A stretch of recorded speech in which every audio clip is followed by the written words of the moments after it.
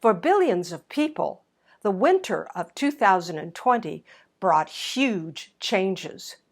Businesses closed down. People were sent home on furlough or they worked from home. Their children worked alongside them, studying their lessons on the computer. Unless you had COVID or were dying from a heart attack, no doctor wanted to see you. We call that the lockdown. The thing is, whenever human beings are faced with draconian events, they find creative ways around them. In this era, in the winter of 2020, it was no different. People began to do things online, and they thought this was a new technology. Not so. In the old days, we called them teleconferences. Since those days, the world of the teleconferences has advanced.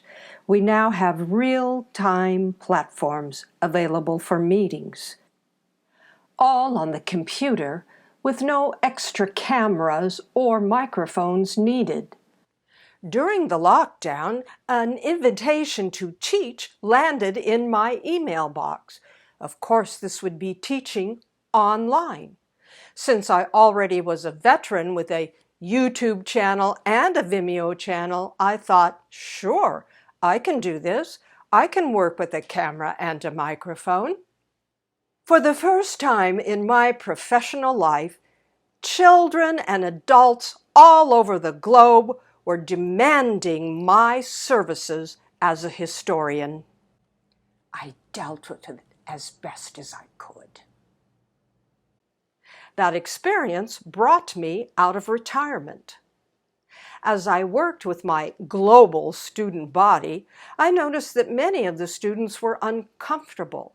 I mean, all of a sudden, they found themselves in front of a camera and having to use a microphone.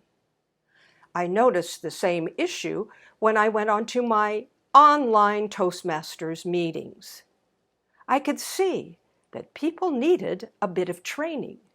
This is especially so during the speech contests. They were a disaster. Say, isn't that what Toastmasters is supposed to be doing? To teach us to be effective speakers and leaders?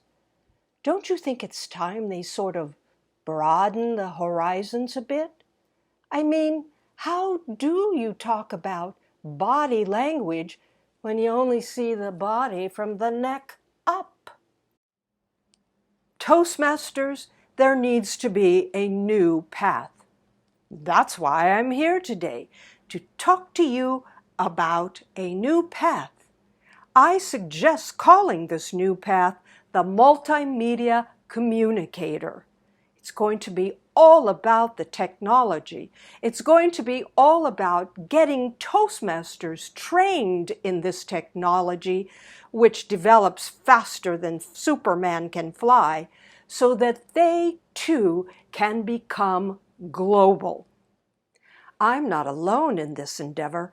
I have a dream team, 2 beautiful professional women who have agreed to join me on this project. Linda Folsom and Zaida Pagan are on the team. Am I in good hands here? You bet. What is our mission?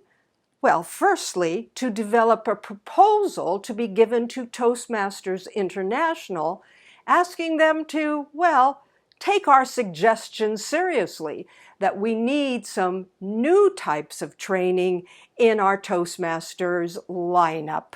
And that training is how to use the technology.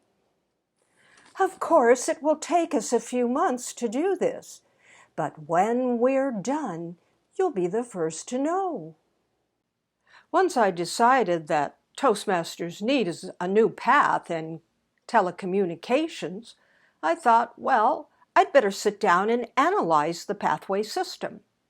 It's really not complex in its concept.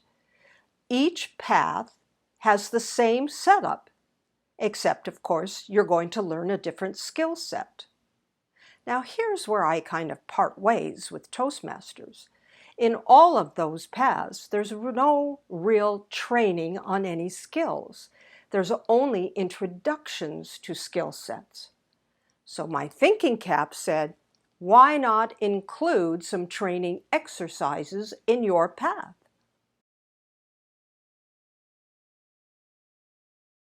Path number 1, fundamentals.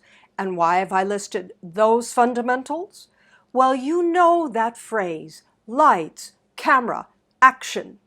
Notice how it's set up, lights and camera, the tools first, and then the action. So this is about teaching you an ingrained principle.